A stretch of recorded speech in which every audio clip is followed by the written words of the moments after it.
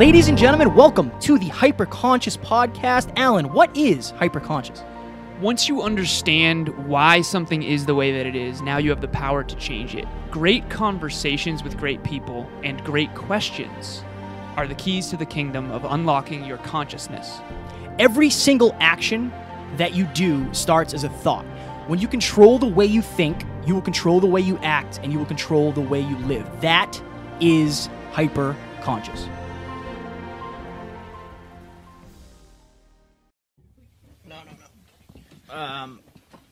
Geographically? Geographically. This is cool. So I would say make sure that pretty face is showing. Yes, true. They're going to want to see that thing. They're going to want to see that thing, Alan. That face. You good? Ready?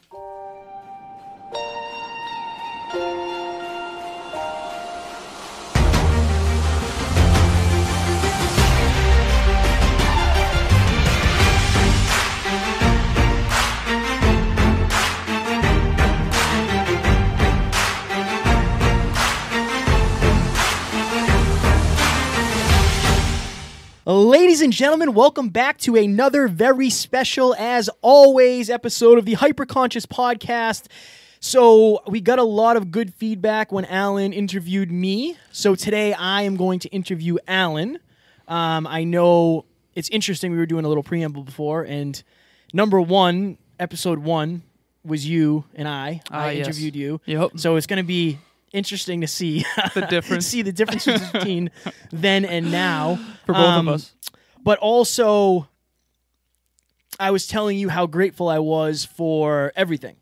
The influence you've been on me, and we're going to try to keep the tears to a minimum on this episode. We'll see what happens. Mm-hmm.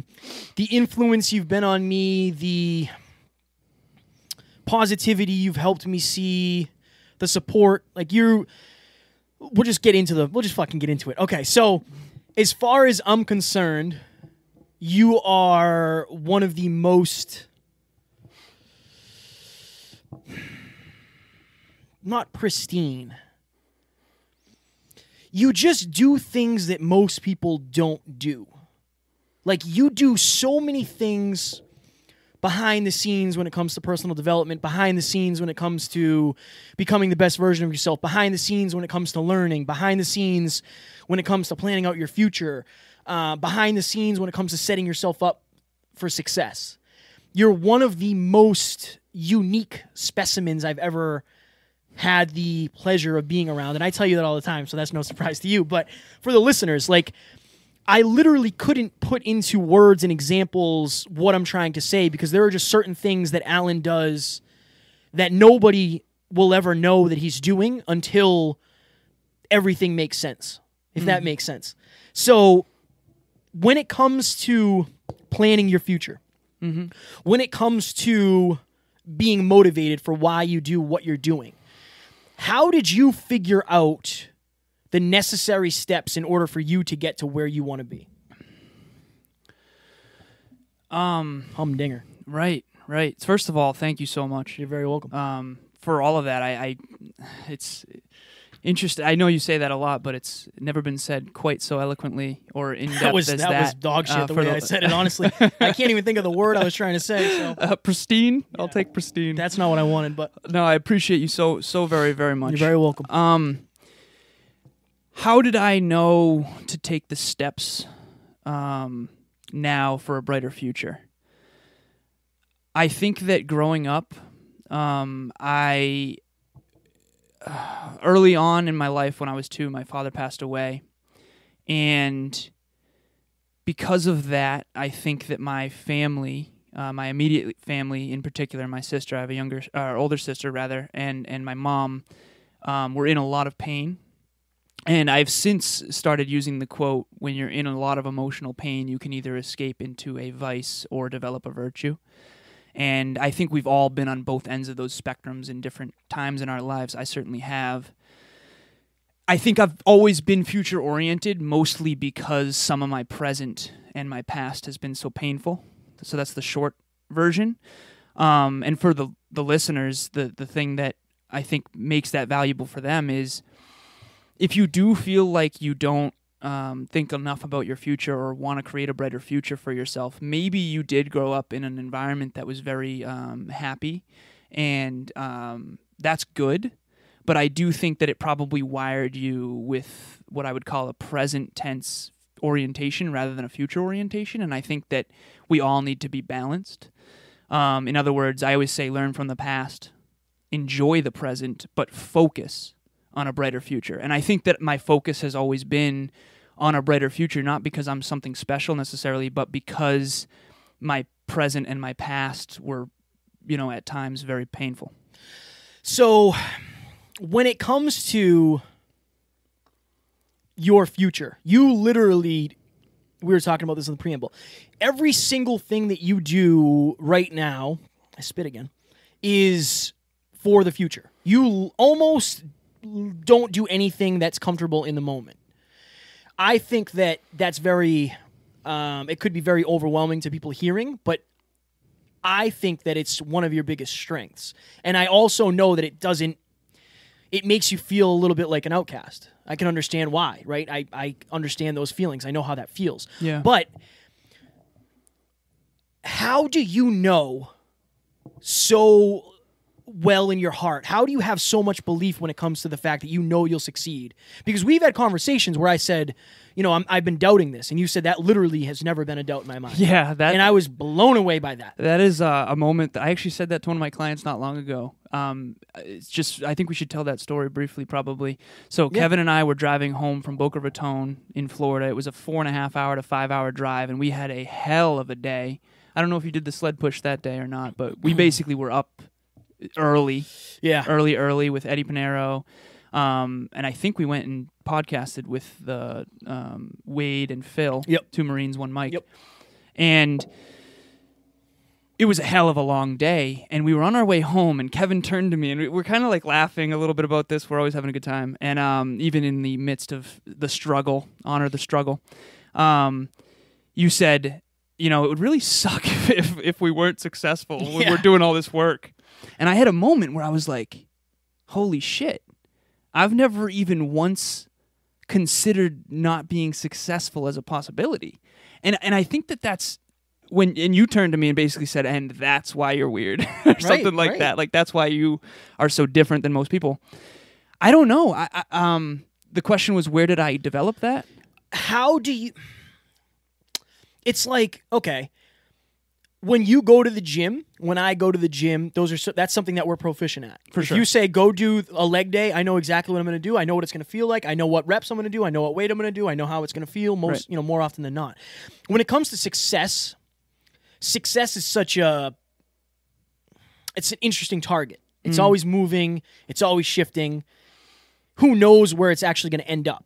How do you know in your heart of hearts? Because you're not guessing. You don't just like think you're going to be successful. You firmly live it, breathe it, bleed it, sleep it, eat it, crap it out. That's what you do. When it comes to feeling successful and knowing success will be your life, I've never met anybody who is as sure as you. So where do you get that from? Certainty. I'm glad you used the word certainty. So one thing I will say is that my darkest hour is when I don't know what to do. In other words, I know what I want, but I don't know how to get it. And I guess, so we talked in the preamble a little bit. I do think that a lot of it comes from, I had my mom who always believed in me. She was always the wind to my sails. Like, I told a little story to Kevin. For context, I remember me and one of my best friends, Keith Corton, he was a neighbor of mine. We were at the kitchen table. I'll never forget this. And we were talking about a company we wanted to start, and we were like 6 or 7 or 8 or something like that, maybe 10 at most. And we were talking about starting a video game company called Lazcore. My last name's Lazaros. His last name is Corton. And we were going to call it Lazcore. Of course, Laz is first. No. Of course, right. And we were going to create a video game called Musket, the American Revolution. And the reason I tell this story is because we had this whole plan. And my mom was at the table listening to us, and she was like completely encouraging the conversation. She was putting, fuel on the fire of our brainstorming session.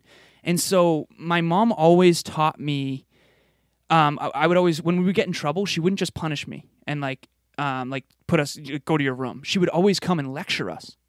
which in hindsight is actually wonderful, even though my sister and I hated it at the time, because she always wanted to know why we were being punished. She always taught us why.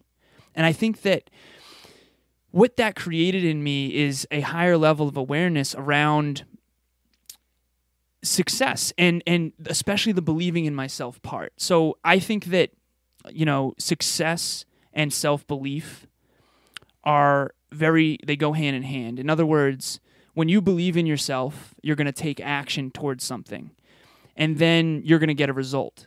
And does that result reinforce your belief in yourself? And if it doesn't, you're going to think you're a failure, and that's going to become a part of your identity. And so I think in my very formative years, I had my mom and my sister who always just believed in me. And whenever I would try and fail, they would encourage me to keep trying. And I think eventually I just started to kind of realize that I could do anything I set my mind to through constant repetition, whether it was snowboarding or video games or throwing the football. I mean, now that I'm talking now about this, I have some people in my life that have said, like, you're good at everything. Is there anything you're bad at? I just think I had a childhood where I did a lot of stuff, and I'm very mastery-driven. Speaking of Keith Corton, I have this funny story when we were kids. He used to say, Alan, you don't got to be the best at everything.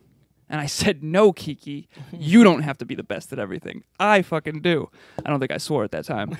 But it's just this funny thing because I think that's where I got my level of significance. I think I got my significance from being awesome at things because I think my mom, always kind of admired me for being really good at everything.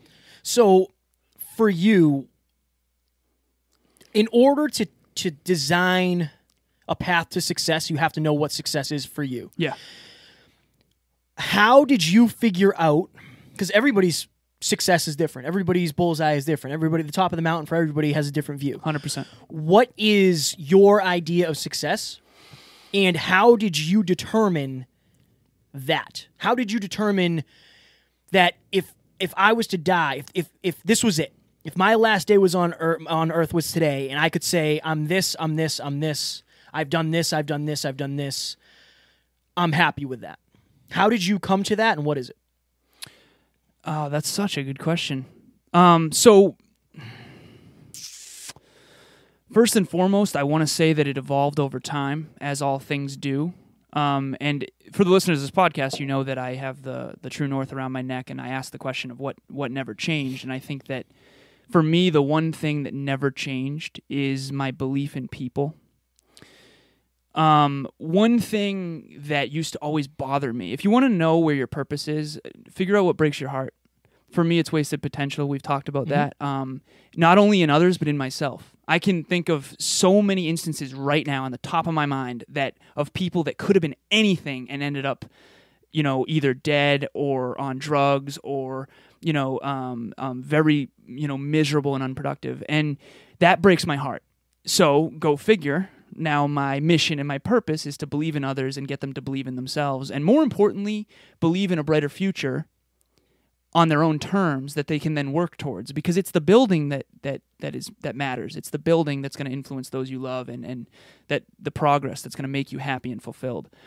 But to get back to what it was originally, my version of success at one point was to make a lot of money and to be the best at what I do.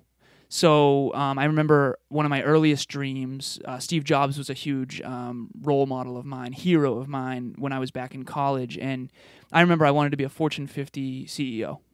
My mom always told me when I was growing up, when I was a little kid, she said, Alan, you can be a CEO or you can be a farmer. And life is all about choices. But if you start out as a farmer, you can't just wake up one day and decide to be a CEO. Excuse me, I had to burp there. But if you're a CEO, you can wake up one day and decide to be a farmer. Now, I've since said that on a video, and Kevin can attest to this. I got some hate mail on it. Yeah, exactly. He's like, "Oh my God, farmers work harder than it." Okay, I'm not shitting on farmers by any means. It is an analogy. It is an analogy. So everybody relax. But the point of the story is that life is about choices. And my mom always told me to aim high. To be completely honest on this podcast here, when my father passed away, I don't know if my mom really had a plan B. And I think that seeing what happened when my dad was very vision oriented, very future oriented, very success driven. As a matter of fact, he made a buttload of money and had life insurance, fortunately, the year that he passed away. And so that helped us until I was 18, thank goodness. But my mom got married. Here's the truth about my mom's. So my grandma and grandpa had my mom very late. My mom's older sister was 17 years older than her, and that's her next closest sister. The other one I think is 19 years older. So she was way late after they had already done the whole parenting thing. And so I think my mom is beautiful, and so I think they just assumed, kind of like in the old days, she would get married and have kids, and her beauty would be, her future, right? And so she didn't go to college. And so she always regretted that. And when my father passed away, she ended up with 2 kids and not a lot of choices. So go figure, she wanted me to have choices. And that's that pain that she went through of having no choices forced her to parent me in a way that forced me to have choices. And so she said, aim high. She always taught me to aim high. And she always told me that if I did well enough in school, that I would have choices. And I remember she actually let me take 8th grade off. This is so awesome of her. She said, Alan, if you promise me you kick ass in high school, you can take 8th grade off. 8th grade is the only year, and you could literally go back and look at my grades. I was like almost a straight A student my entire life. 8th grade, I got C's and fucking B's and probably some D's. I remember I was in Mr. Nelson's class, and I got a D in science. I never used to get D's in science, especially. Science and math are my shit. But in high school, I kicked ass. My mom wanted me to get the President's Award. And the President's Award, for those of you who don't know, I actually have a plaque in my room signed by George Bush. You can't get below a 95 GPA any term, any report card through all of high school.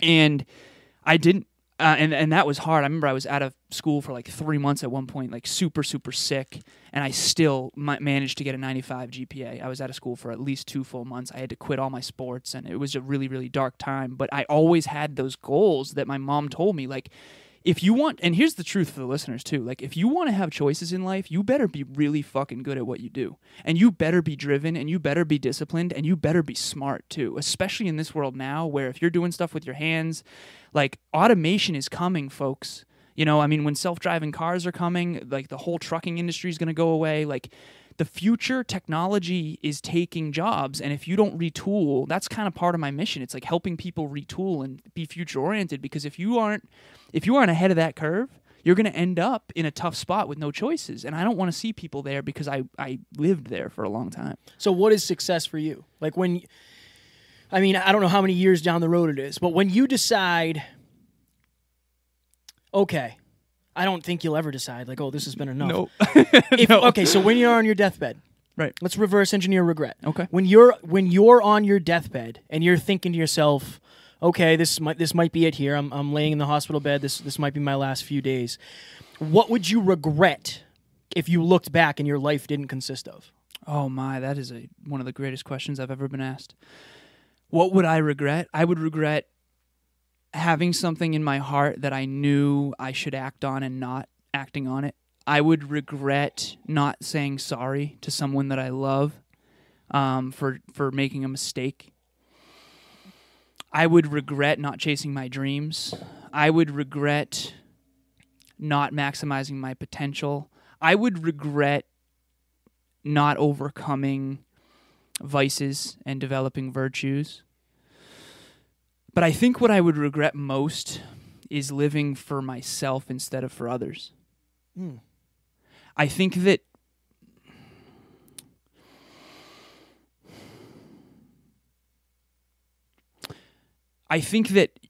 a human being's genuine desire to serve someone else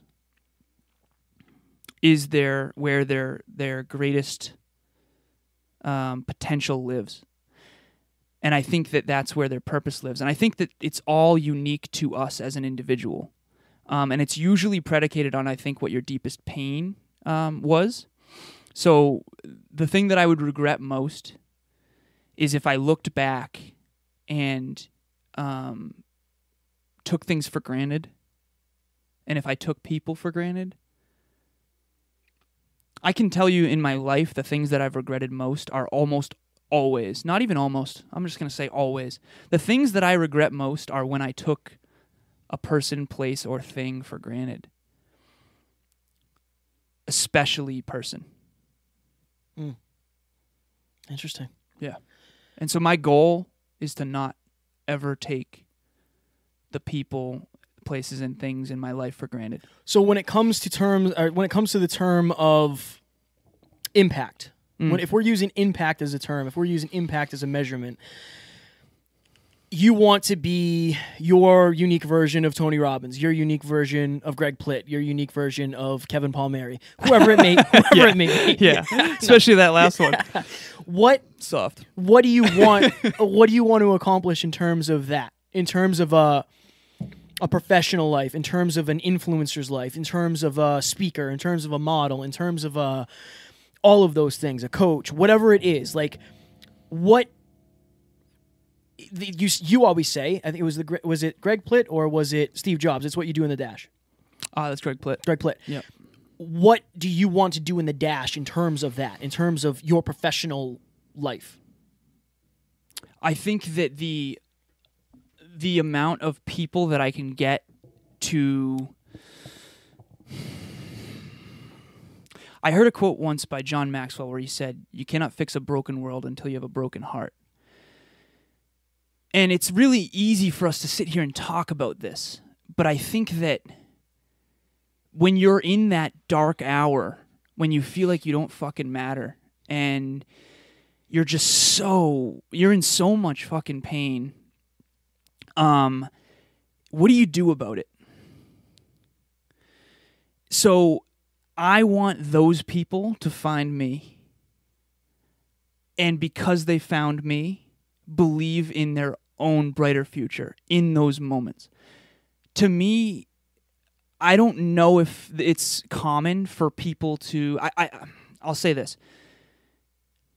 I've always been future-oriented because of some of the present and past of my past being so emotionally traumatic that I had to go into a future and envision the future as something brighter. That's something I've always had. I'll say that. I've always had hope for a brighter future. I lit up right now just saying that because I still have that. No matter how hard today is, my future's so fucking bright, man. And that's what I want people to have. And I feel like so many people don't have that.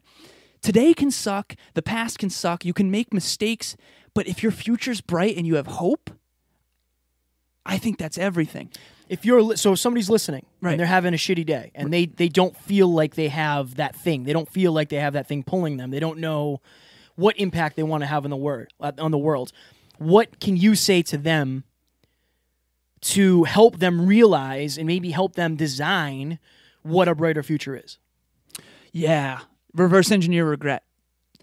And put yourself on your deathbed and look back on your past and your proverbial past as well, and think about how you're going to feel if you don't step up and serve.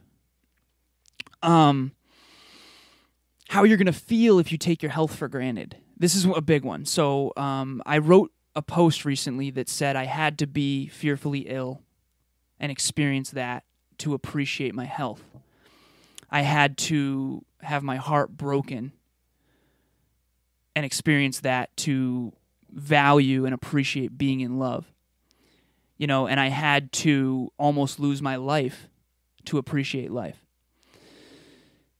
I really believe that the finish line that we all go to, which is eventual, passing away, I think a lot of people are going to look back on their life, unfortunately, and see a whole bunch of stuff that they did decently well.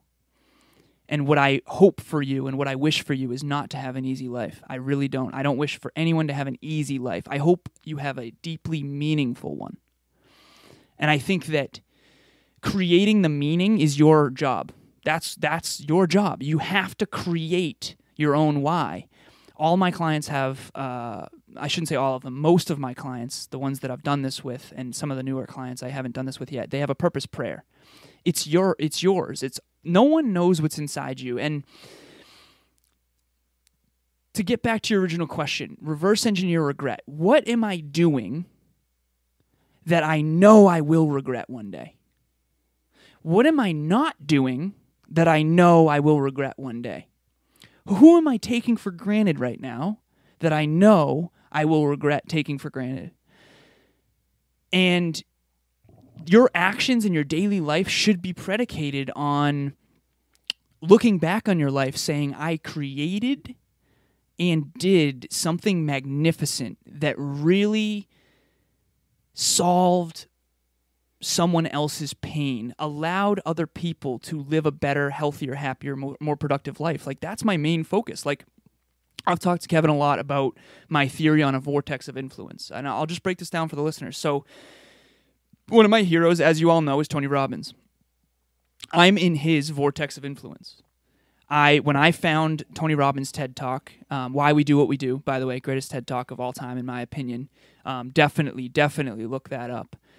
But he talks at the beginning of that TED Talk saying, I know that people think people are selfish, but we all know that's bullshit at times. A lot of times you do things for other people greater than what you would actually do for yourself. And it's whether it's that person who's in a car accident who needed help, or your friend who calls you up after a bad breakup and you stay up for an extra 2 hours to talk to them because they're in pain. Like, that's the part of you that is the greatest part of you. And if you can tap into that, and you can do something with your life that taps into that, you're going to become so influential, and you're going to be a bright light in the other people's lives that when they're in the dark, they're going to see you. And I always say that quote, you cannot see the stars during the day. They're always there, but sometimes it takes the darkness to see clearly that which we simply couldn't within the light. I didn't find Tony Robbins until after a car accident, and I was questioning my life. And looking back on all the things that I didn't appreciate, all the mistakes that I made, and some of the regrets that I would have had for maybe slipping into some vices rather than developing some virtues. So to answer your original question, like, how does someone get pulled out of that dark place right now? I think there's something inside of you greater than your limits. I think there's something inside of you more powerful than any of the circumstances that you're going through. And right now, if you're in a dark place, first of all, you're listening to this podcast, so that's exactly what you should be doing. Searching. If you don't know the fucking answer, search. The answers are reserved for people who have the courage to search. If you don't know your purpose, that's fine. That's totally fine. Keep looking. The problem is a lot of people are like, oh, well, I don't know my purpose, so I guess I'll just keep doing what I'm doing. No, keep looking, keep searching. It's not supposed to be easy. It's not supposed to just come to you. Put yourself on your deathbed and reverse engineer regret and figure out what would it take for you to look back on your life and say, wow, I created something absolutely magnificent. Because I think most people are going to look back on their life and they're going to see a whole bunch of stuff that they did decent at.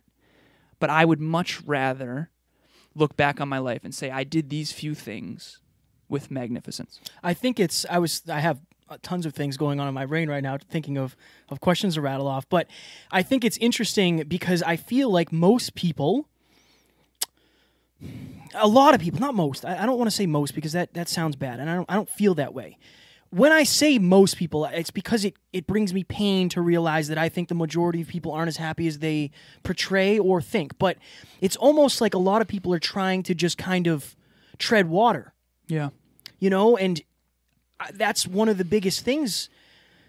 Everything I do now because of you is for my future. And it might seem like I'm treading water. Maybe it seems like that from the outside perspective, but I'm trying to do something every day that makes me better. Right. And it brings me closer to my goal. So finding that goal is, you have to search for it. Yeah. I like that you said that. And also, I wanted to touch on this as well. If you're listening to this, we have had people tell us that one of the reasons I found you is because I was in a dark place and I was looking for motivation or inspiration or support or lessons. So what Alan just said, if you're listening and that resonates with you and you're one of those people, that's proof right there that when you're in pain, that is when you're most likely to find your things. Yes. You're more likely to go out of your comfort zone and find something. 100%. So I wanted to hit the listeners with that. Ladies and gentlemen, we hope you were enjoying this episode where I was lucky enough to interview Alan. Friendly reminder, if you go to the hyperconsciouspodcast.com, go to the top of the page, you will see a button that says join our mailing list. If you do so, we will send you 3 Hyperconscious Morning Minutes a week,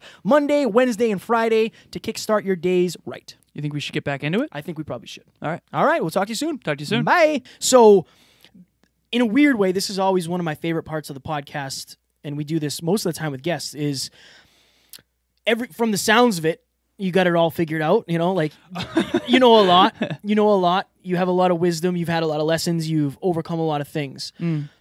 It wasn't always the case. So when you were at your lowest point, what was a day or a week in the life of Alan Lazaros? Oh, man.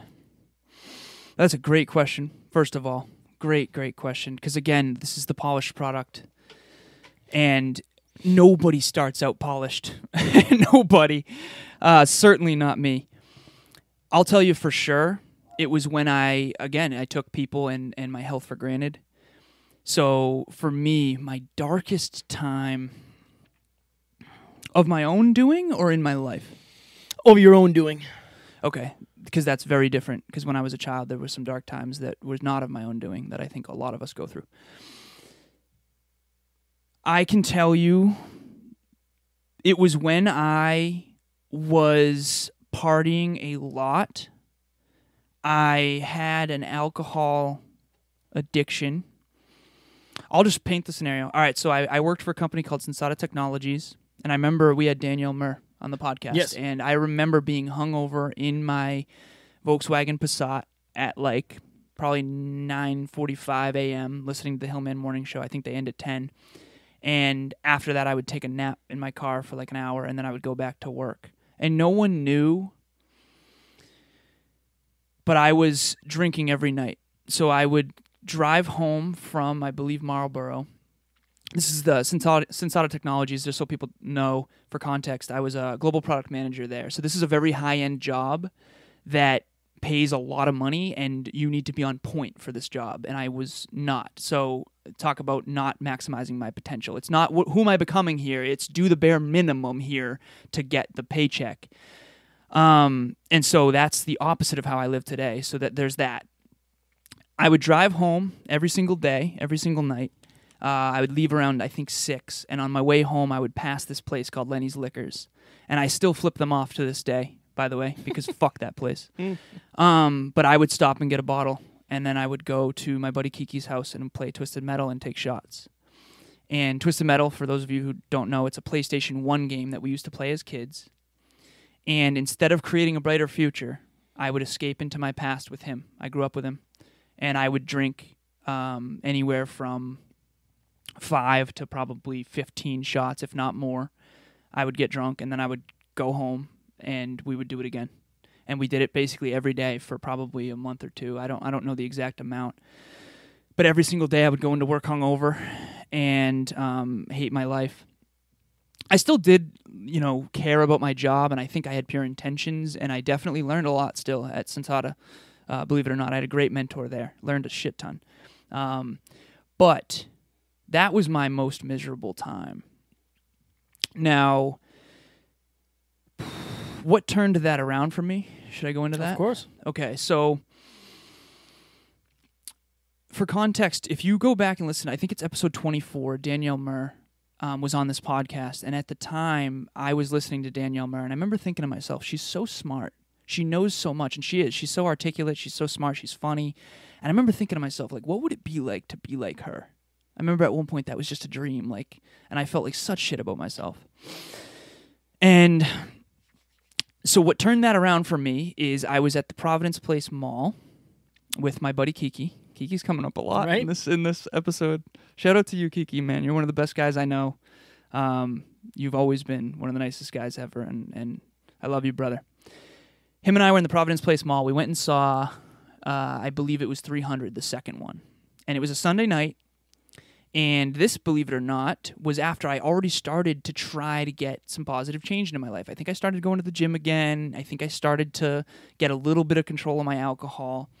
But again, it's all relative, right? Like 5 shots. I remember at one point, and this is going to sound funny to the listeners, and it is what it is, but it's also kind of sad. I remember at one point saying, Mom, I'm only doing 2 beers a night now. And I was actually excited about that at one point, because for me, that was progress. This is hard. So anyways, we're in the Providence Place Mall, and we're about to pay for parking. And there's little kids around. It's a Sunday night. We're not out at the bar. We're not getting drunk. We're not doing all that stuff. And I get jumped, and I get hit from behind. I get punched in the face from behind. And I turn around, and I see this guy who I looked into his eyes, and I knew for sure this dude's trying to fucking kill me. For sure. I don't know how else to explain that other than if you were in the moment, you knew it was fight or flight. Like, this is the real deal. So I thought one of 2 things in a millisecond. Either this dude thinks I'm in a gang, like a Providence gang or something, thinks I'm someone I'm not, and he's trying to kill me, or he's psycho. It turned out that he was a schizophrenic who didn't take his meds, which, by the way, what are you doing at 300? The most violent movie of all time. Right. But he basically told the cops that we were trying to kill him, and he had he had a psychotic episode. Long story short, Kiki pushed him off me, and I ran. Now, in hindsight, the reason I ran is because I thought Kiki would run too. We grew up together. Whenever we would hear a coyote in the woods or something, we'd run, both of us. And so Kiki got his ass beaten by this guy named Kodo because I ran away. Now, that fucked with me so bad because of a couple things. Number one, if he had a knife, I'd be dead for sure because he actually told the cops he thought we were trying to kill him. Psychotic break. And also Kiki would have died because I ran and didn't defend myself. And after that moment, I always say the snow globe gets shaken. Everything you think you know gets shaken up when you have a near-death experience, whether it's a car accident or a death of a loved one or when your dog passes away or gets hit by a car. That's another story. But your snow globe gets shaken up, and it forces you to question your life and question everything you think you know. And it's painful as shit. And I think what most people do in those moments, and again, like Kevin, I don't know if I should say most people, but I think a lot of people, what they do is they try to escape that pain. Now, this is something that I don't talk about that often, but I think it's important to mention here, especially for the listeners. Our culture is so goddamn focused on getting you from pain to pleasure as soon as humanly possible, like quick fixes for everything. Everything's a goddamn Band-Aid.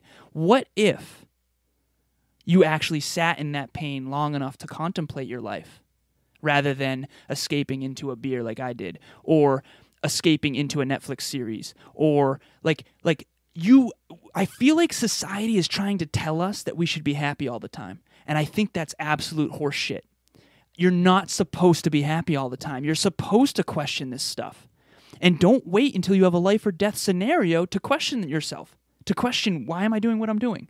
Am I living my best life? Like, am I living my best life should be a question you ask yourself every night. Never mind escaping it when life or death stuff happens. So that's what you're doing if you're listening to this podcast. That's what we do all the time. We ask the tough questions, we search for answers, and we get new distinctions that force us to live our better, higher potential life. And so that was my darkest time at Sensata Technologies, where I wasn't maximizing my potential at all. I was doing the bare minimum at work. I was doing the bare minimum in my physique. I was doing the bare minimum in my friendships and in my family life. And to be frank, I was doing the bare minimum in my relationship as well. Now, I want to be honest, I'm not a bad dude. I wasn't a bad guy. I had good intentions. I was just in pain. I didn't know what I know now, which is that there's a clear-cut personal development path out of adversity and out of this dark place. But I'll tell you what, when that life or death situation happened, plus a car accident 6 months later, where I had a head-on collision up in New Hampshire, I started questioning my life, and I started asking myself the tough questions of if that would have been it, would I be proud of myself? And the answer was no. Do you think, I know fitness for you is something greater than a response to that event, but is there a part of you that said, okay, if this ever happens again, if I ever get jumped again, 100%. and you and I have talked about this, I got jumped in Boston and I got the shit kicked out of me because I didn't ever know I was in a fight. So I understand, I know what it's like. Right. And that's one of the reasons I'm Scary so into shit. fitness in martial arts, because I want to be capable when it comes to anything. Yeah. But did you have that moment later on where it was like, yo, I'm not happy with my body, I'm not capable? Like, what was that like from a personal, physical standpoint? I think the pain associated with not defending myself and with running away, and more importantly, Kiki had like black eyes and he got beaten up, and I was on my way back. Luckily, someone pulled the fire alarm so that the schizophrenic went out of his rage and like stopped because of the trigger or whatever. But like the pain associated with me leaving my friend behind to get his ass kicked fucked with me so much, and that pain is what really ramped up my strength training and my focus on fitness, and more importantly, my personal development. And like I kind of had that moment of like I can't keep living like this anymore. I can't keep drinking every night, and I need to change my life. I need to change my life. This is not okay. It's not okay for me to be doing the bare minimum. And it's not. I'm sorry. I'm, by that anagram thing, I'm the achiever and the challenger. I challenge every one of you listeners right now. It is what it is. Call me hardcore. You're so much more capable than what you're demonstrating right now. I know that to be a fact. It's a fact. And if you're doing the bare minimum in any arena, you are not becoming who you were meant to be. And I truly believe that. And you are capable of so much more. And I believe in you. But to get back to your original question, it messes with me to this day. That would have been something I regret for sure. What if he had gotten killed? What if I ran away and Kodo did have a knife and Kiki got, like, I would never have forgiven myself. I will be prepared next time with the emotional resilience, with the physical strength, and with the fearlessness necessary to defend myself. And here's the thing. I always say this on the podcast. I think when you're in a dark hole emotionally, I truly believe that the tools you must develop to climb out of that dark place also build skyscrapers. And what I mean by that is, let me bring this super practical. Let's say Kodo jumps me. I get super pissed and upset because I could have died, not only myself without defending myself, but also my friend got his ass kicked because I didn't stay there and defend him. So that the emotional pain of that got me in the gym. Now I'm strength training, and I went ham. I gained 60 pounds in 6 months after that. Okay? That's a lot of weight. Don't do that. That's too much. But I went all in. Oh yeah. Shout out to McDonald's. Shout out to McDonald's. Double chi. And they are and they are not paying us to say that. No. Thank you, Mickey D's. 60 pounds in 6 months. It's 10 pounds per month. That's way too much. But long story short, now I'm a fitness coach. Okay? If that didn't happen, and I didn't, it's not that it happened that matters, because I don't want people to think like, oh, everything happens for a reason, and therefore, like, that's the only reason I'm a fitness coach now. No, I had the greatness inside of me. I had pure intentions inside of me. I knew I was here for a reason. I knew I was here for something great. I knew I wanted to change the world. I knew I wanted to help people. Okay, so that was all there before that event. That event uncovered that stuff. And more importantly, what I did after that event uncovered the tools necessary to climb out of my hole. I will tell you wholeheartedly that at one point, I went to the gym during those times when I was drinking and doing the Twisted Metal and the bottle, buying a bottle at Lenny's Liquors every day after work. And I remember trying to go to the gym because earlier in college, I had a stretch there where I really was improvement-oriented. I wasn't drinking for 3 months, which at the time was a big deal for me in college. I was training every day. I played basketball every day. I was in the gym for 2 hours a day. I was just doing a lot of positive things. I was in my master's program. I had a beautiful girlfriend. And I actually had just I was really into personal development without really knowing it. I didn't call it personal development back then. I was on, I think what my roommate Sean Levesque said, I need to go on a self-improvement spree. I remember saying, me too, man. He's like, what do you mean? You're doing all the things that I think I need to improve on. But at the time, it's just funny because now that's so common for me. Personal development is just such a big part of my life now. At one point, it wasn't, though. And so anyways, I remember going to the gym, and I'll never forget this. This was Blackstone Valley Fitness, which is, in the town of Uxbridge. And I remember looking in the mirror And I remember having to go into the bathroom and cry and then leave the gym. And at one point, I was so down on myself that I couldn't even get in a workout. And I need to remind myself of that nowadays. I just onboarded a new client who is very unhappy with her current health habits and health situation. And I'm trying to re-put myself back in her place where it's like you don't even feel like you have the emotional willpower or self-esteem, rather, to even follow through on these little things that now are so seamless to us. So to pull back the curtain on the unpolished product, I was not always the man you see today in front of you. And you, if you admire anything in me, I can tell you for sure. I've seen it happen to Kevin. I've seen it happen to countless others, clients, stuff like that. You can do it too, for sure.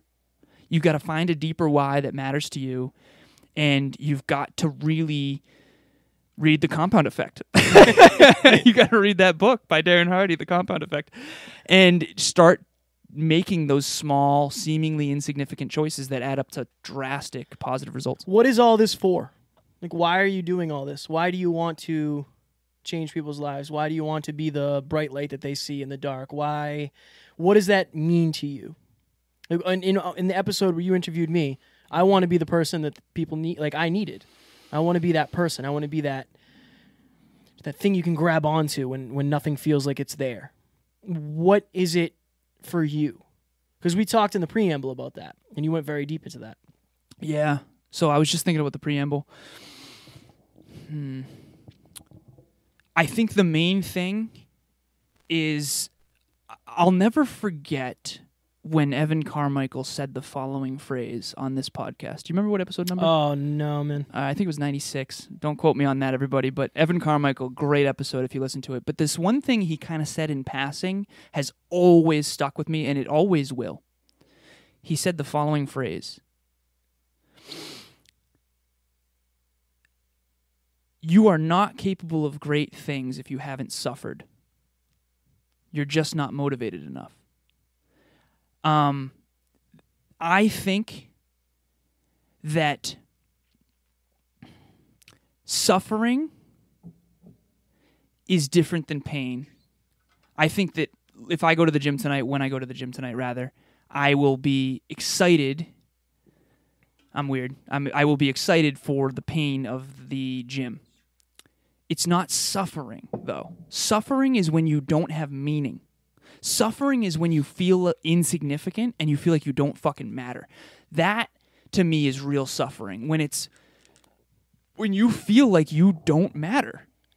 And that's why people go to drugs and why people go to alcohol and why people, sit in front of Netflix for hours and hours at a time. That's when people get depressed. When you feel like your life doesn't matter,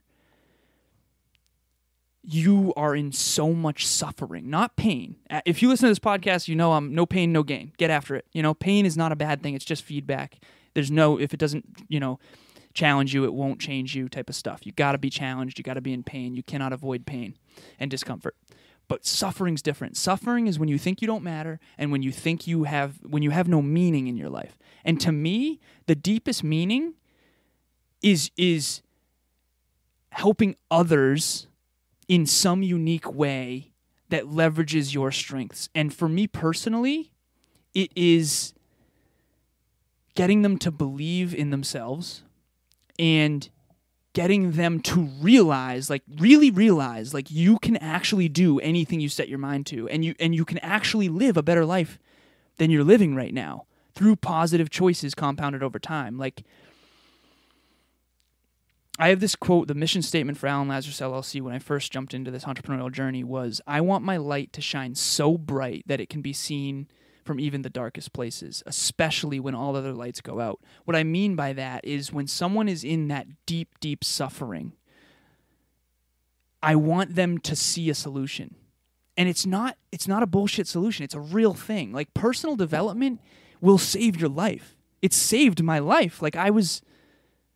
I could have been nothing. You could have been nothing with the shit we grew up in.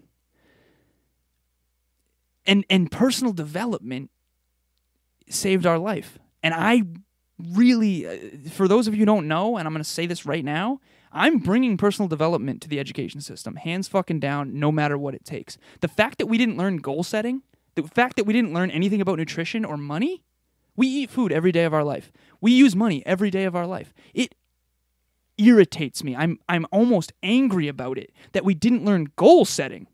If you don't have a goal, like, you're just going to drift around and wonder why you're miserable. You have to have a desire greater than yourself that you can strive towards, build towards. Like, if we didn't have goals, we'd still be in caves. Yeah. It's crazy, man. Yeah. Crazy. I don't know if you've heard this podcast before, but there's this question that I ask every single guest that we've ever had on here. Oh, you do? Yeah. I'll say it to you, and you can answer it if you'd like.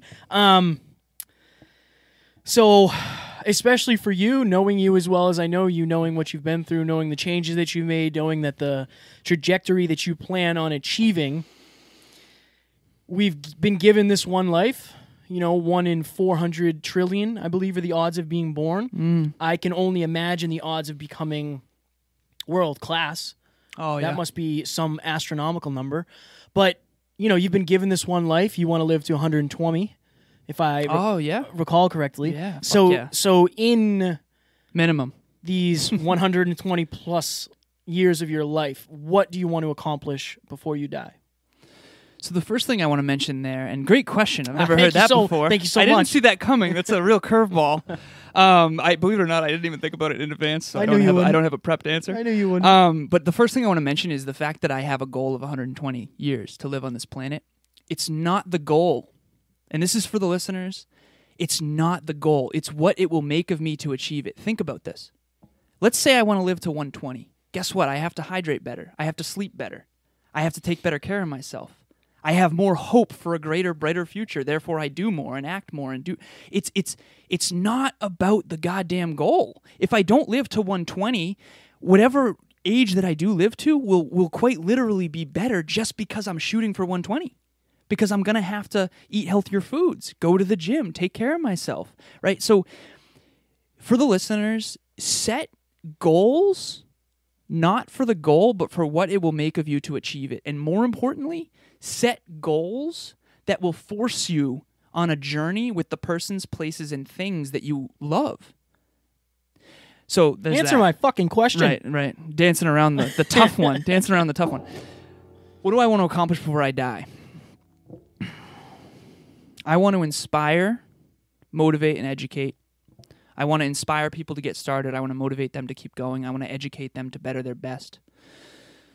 I want to bring personal development to the masses. How many? How many masses? How many people? How many people do you want to educate, inspire, and... Billion. Okay. Billion. I have a purpose prayer that I say to myself every day. It's fairly long and it's private. I don't really share it with everybody. I shared it with Kevin at one point. So that's kind of what I want to accomplish every day. And not only, that's kind of an ongoing thing. That's the part of me that never changes. That's always there. But what do I want to accomplish before I die? I want to have a global impact with an online educational platform that brings personal development to the masses where they believe in their own ability to create a brighter future. You know what? We're going to do it real quick. I have a flashcard in my pocket. Oh, my goodness. I have a flashcard in my pocket. Go figure. Folks. Go figure. All right, here we go. Which one is it? Like a deck of cards. I got a deck of cards here. All right, here we go. What do you want to accomplish before you die, Alan? To create a world-class online marketplace where anyone can access and attain the education that they need to believe in their own ability to make a positive difference in the world and to construct a brighter future on their own terms. Now, the key there, and I have it signed and quoted, the key there is an education that they can access and attain that they need to believe in their own ability to make a positive difference. if you believe in your own ability to make a positive difference, when you're in emotional pain, you're gonna associate more pain to the vice than to the virtue, and you're gonna choose the virtue. Your life will be better. Your family's life will be better. Your kids' life will be better. Your kids' life will be better. Everyone in your vortex of influence. If you think you don't matter, it is bullshit. You absolutely do. People talk about you behind your back, good and bad. People think about you regularly. You have an impact. You have a ripple effect, a bigger one than you think.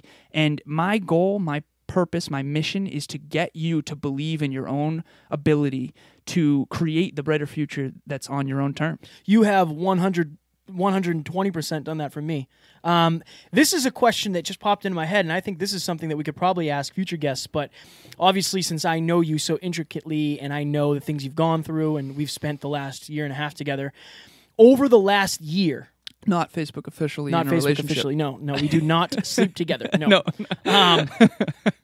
Over the last year, I've seen you evolve and change and grow and go through things and learn lessons and go through, every experience I've experienced, you've experienced, and then you've had your own experiences and I've had my own experiences. But every single experience that I've experienced, I'm going to say experience more, has been a different experience for you. Yeah. Because we're not the same. We're so different. Right. Over the past year, what is the biggest lesson that you've learned? Wow. Great question, Kev. Very impressed with you. I don't know if you know, but this is my fucking job. Yeah, dude, you're killing it. You're killing it. I don't even have your notes in front of him. No, I don't need notes for you, man. What is the biggest lesson this year? This year. When you look back, if you could... Yep. Yeah. I got it. Okay. 100%. Hammer it. Mistakes are proof that you're trying. And guys and girls, I am trying so fucking hard. So I make so many mistakes. Learn from each and every one of them. Failure and fear are your best friends. It just doesn't feel like it in the moment. Biggest regret? Ooh. Shaking here. My biggest regret. I fell in love this year to an extent that I've never experienced before. And her and I are now friends. And for those of you who don't know, we dated in high school. Jenny, you have a special place in my heart. Always will. I don't think that I was equipped with the necessary skills to sustain that level of love. And I think that I unintentionally took her for granted in the midst of all this dream chasing, and I regret that. But what I will say for the listeners is that I will not ever make that mistake again. I think that you and I always talk about sometimes it's the shittiest. It is. It's usually the shittiest things that teach you the lessons that stick with you the longest. Yep. And I think that's why we're the people that we are today, because we dealt with shit when we were younger, and we don't want you guys to have to deal with the shit we went through. So that is honestly both of our motivations. As I do with every guest, is there anything you want to plug? Plug away. Where can the listeners find you? You got anything going on? Well, I've got an Instagram. You got a website? Yeah, right. Somebody right. I got a website. It's called thehyperconsciouspodcast.com. If you join our mailing list. No, seriously, please reach out anytime. Kevin and I value you guys and girls so much. It's been a truly unbelievable journey. This has been so good to reflect on all of this. It's been crazy. The one thing that I would leave you with, whatever is true to you, I think that self-delusion holds us back so much. Remember that your brain is trying to avoid pain, so it won't admit the truth. But you cannot make good decisions based on false data. In other words, if you want to pretend you're not overweight, that's not going to help you get in the gym. You know what will help you get in the gym? Admitting that you're overweight, acknowledging that, also acknowledging the truth, which is that you can do anything you want and to get into the gym. I think that trying to escape the truth hurts us in the long run, even though it might feel good in the short term. And for those of you out there who are in a dark place like I was, I promise you there's a brighter future on the other end of personal development. Get into it, get addicted to it. Your life will only get better when you get better, period, end of story. And I think that you're going to make mistakes, but you're going to learn from each and every one of them, and I think that's the only way. Before we go, before this, we Googled hyperconscious. Yeah. And what hyperconscious means. Now, when I chose hyperconscious as a name, I did not search the dictionary. I came up with that. Just like with my song lyrics, I don't ever search what rhymes with what. I am against it. I need to do it myself. But hyperconscious, do you remember what the definition was? I can't do it with my phone because it was being excessively aware. Yes. Something along the lines of very, very acutely aware. And that is what these conversations are about. That's why I think it's unbelievably important for us to be as transparent Calls with you himself a guys. speecher. It's easy when I'm just asking the question. Just sit back and relax. Right. As transparent with you guys as possible, because how can I teach you the lessons that I've learned if I'm holding back parts of the truth? Right. And you might say, like, well, that's not exactly how it went for me. But maybe it is if I tell you the whole truth. That's why I think we pride ourselves on being so transparent, because in order for you not to feel alone when you're in the darkest of times, you need to know how dark it was for us. So I appreciate you being as vulnerable as you were, because I know your main goal is to help as many people as possible. That's why this works for us, because that's what we want. We're fighting for the biggest heart. I am winning. Yeah. We'll take a poll on that. Who has a bigger heart, Kevin or I? You know, look at... Right. I'm smiling for those who are listening. Yeah. Is there anything you want to leave the listeners with before we get out of here? I think that I have a very brief, somewhat funny story. Sure.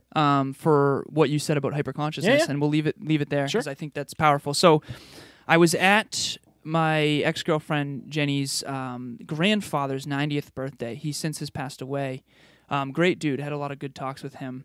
And a really long, wonderful life. 90 years. Like, that's something to celebrate, it's a long in my time. opinion. That's wonderful. Good. We were at the table at a restaurant. I think it was Alicante, something like that. And I'm hammering those Lindt chocolates, right? I think I had like 5 or 6 of them, right? And at the time, I was in a cut for spring, maybe even a show prep. Probably. Hammering probably Lindt chocolates. And I remember her family coming over, like talking to me and being like, I don't understand how you're eating all that chocolate, because I was very lean at the time and you know, in shape, and I was wearing a V-neck, looking good, right? So they asked me, like, how are you hammering all those chocolates? Aren't those like 200 calories a piece? And I was like, no, they're probably around like 80. And they're like, no, those are like 200 calories a piece. And the whole table had a debate about what calories were in this Lindt chocolate thing. And somebody looked it up. I think it was Amy. And she basically, she looked it up. She looked it up on Google, and it was 78 calories. And everyone at the table went, how did you know that? And I thought to myself, like, do you think I just kind of woke up like this? Like, of course I know the number of calories in a Lindt chocolate. So here's the reason I say that story. You're not going to go up to Steve Jobs back when he was alive, start talking about integrated circuits, and him go, what's an integrated circuit? Awareness.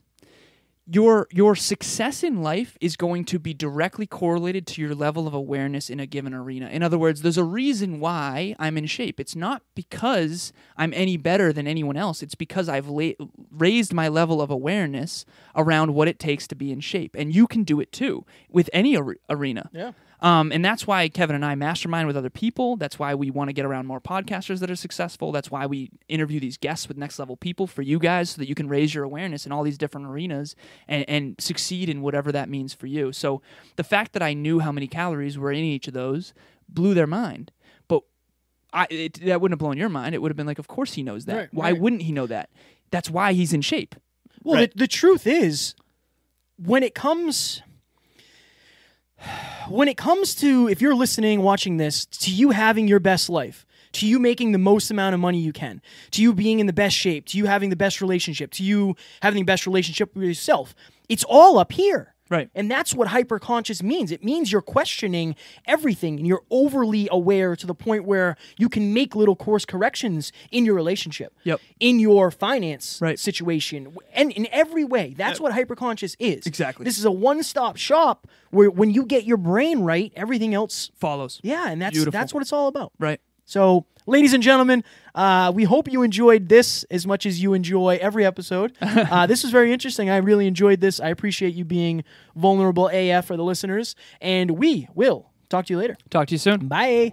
Ladies and gentlemen, we hope you enjoyed our latest episode where I was lucky enough to interview Mr. Alan Lazaros. Up next, we have a Small Talks episode on the word success. Shout out to Ali Bradian for the suggestion. Everybody has a different definition of success. We need to find yours. On this episode, Kevin and I realized that at one point in our life, we were quote-unquote successful based on society's standards, but we weren't proud of who we became. So most importantly, defining success for yourself, but also choosing things that are going to force you to become someone that you're proud of. We really enjoyed recording, and we hope you enjoy listening. Talk to you soon. Bye. Ladies and gentlemen, thank you so very much for listening to another episode of the Hyper Conscious Podcast. Going hyper-conscious will absolutely change your life, because if you understand why something is the way it is, now you have the power to change it. If you going hyper-conscious with us has changed your life in any way, please share this episode with one of your friends, because the more people that go hyper-conscious, the better this world's going to be for everybody. And if you would kindly leave us a 5-star review on iTunes, that would help us make more people hyper-conscious, and we would be greatly appreciative. Thank you. Bye.